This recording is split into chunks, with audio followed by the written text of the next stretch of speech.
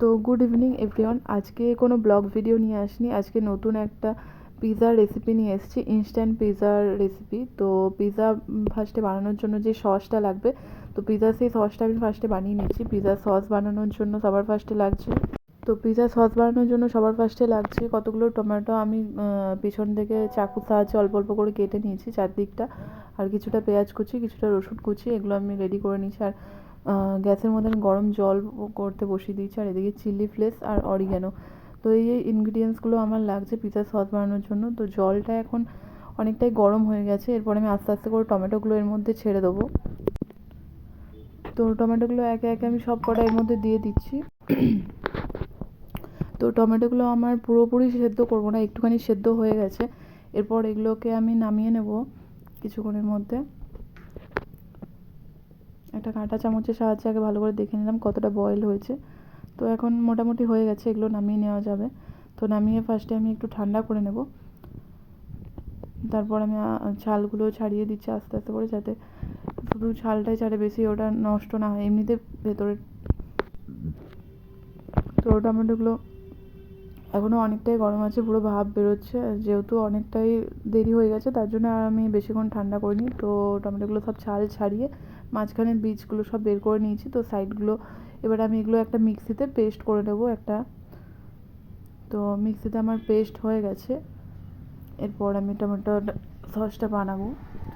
তো কড়াইয়ের মধ্যে একটা ফ্রাইং প্যান বসিয়ে দিয়েছি। তো সবার ফার্স্টে আমি একটুখানি রিফাইন অয়েল দিয়ে নিয়েছি, তারপর আমি পেঁয়াজগুলো দিয়ে দিলাম ফ্রাই করার জন্য।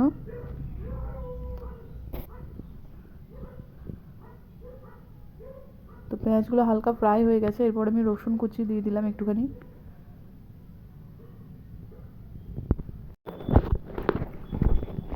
তো পেঁয়াজ আর রসুনটা হালকা একটু কাঁচা গন্ধটা যাবে, একটুখানি ফ্রাই করে নেবো, খুব বেশিক্ষণ করবো না, 2-3 মিনিট মতো, 2 মিনিট মতো করলেই হবে। তারপর আমি এর মধ্যে টমেটোর যে পেস্টটা বানিয়ে নিয়েছিলাম সেটা আমি এর মধ্যে ঢেলে দিচ্ছি আস্তে আস্তে করে। তো এরপর পুরোটা ভালো করে মিক্স করে নিচ্ছি।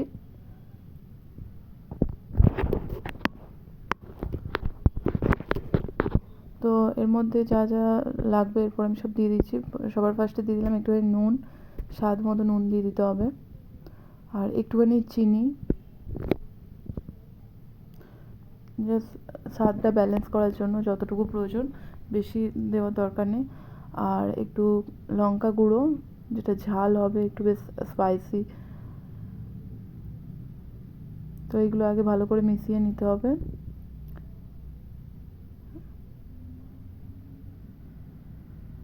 দেন এবার আমি অ্যাড করব অরিগ্যানো।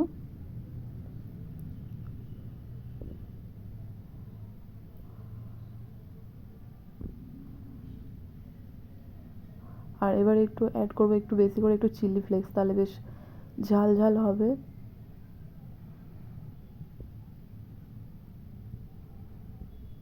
এরপর পুরোটা ভালো করে মিশিয়ে নিতে হবে।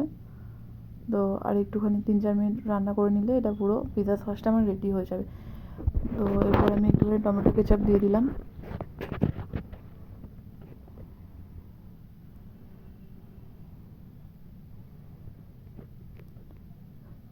তো এবার রেডি হয়ে গেছে আমার pizza sauce, tasty tasty, yummy yummy. তো এরপর এবার আমি পিৎজাটা দেখিয়ে দেবো।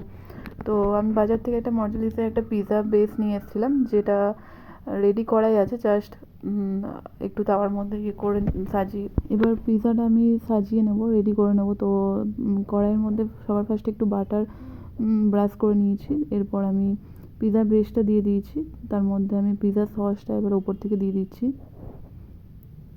তো 4 সাইডে পুরোটা ভালো করে আমি পিৎজা সসটা লাগিয়ে দিয়েছি। এরপর আমি সব জিনিসগুলো সাজিয়ে দেব। পেঁয়াজ আছে আর ক্যাপসিকাম আছে, আজকে আমার কাছে এই দুটোই ছিল, আর বেশি কিছু নেই, তার জন্য আমি এই দুটো দিয়ে সুন্দর করে সাজিয়ে নেব।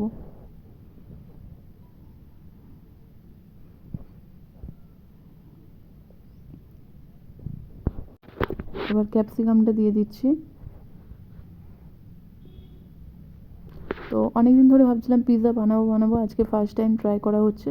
তো তার জন্যই আমি যে আটার ডোটা আছে সেটা আমি বাড়িতে বানাইনি, বাজার থেকে নিয়ে এসেছিলাম। ভাবলাম ফার্স্ট টাইম আগে ট্রাই করে তো দেখি জিনিসটা কীরকম হচ্ছে। তারপর নেক্সট টাইম থেকে তখন ডোটা তৈরি করে পুরোটাই বাড়ির মধ্যে বানানো যাবে। তো যাই হোক, দেখা যাক ফার্স্টবার ট্রাই কেমন হচ্ছে। আর ওপর থেকে আমি একটুখানি চিজ দিয়ে দিচ্ছি। চিজের যে কিউবটা ছিল সেটা আমি এর মধ্যে গ্রেট করে আমি দিয়ে দিচ্ছি পিৎজার মধ্যে। তো লুকটা কি সুন্দর দেখতে লাগছে দেখো। আর ওপর থেকে আমি একটুখানি চিলি ফ্লেক্স আর একটু অরিগ্যানো দিয়ে দেবো।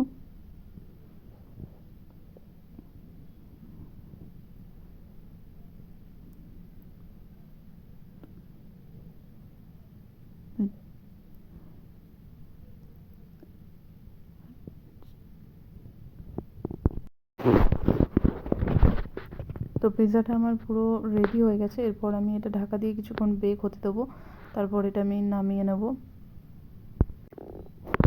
ওই 10 থেকে 12 মিনিট কি 15 মিনিট মতো হলে পরে এই পিৎজাটা আমার রেডি হয়ে যাবে, ইনস্ট্যান্ট পিৎজা। তো সসটা বানাতেই যা টাইম লাগলো, সসটা বানানো থাকলে 10-15 মিনিটেই এরকম ইনস্ট্যান্ট পিৎজা তোমরা বাড়িতে বানাতে পারবে। শুধু পিৎজা বেসটা বাইরে থেকেই কিনে নিয়ে আসতে হবে।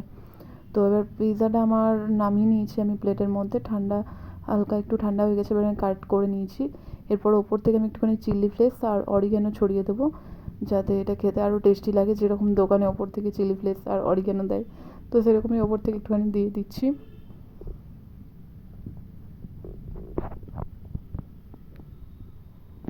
তো আমার এই পিৎজার রেসিপিটা দেখতে তোমাদের কেমন লাগলো? যদি ভালো লাগে তাহলে কমেন্ট করে জানিও, আর লাইক আর সাবস্ক্রাইব করে দিও। Good night friend.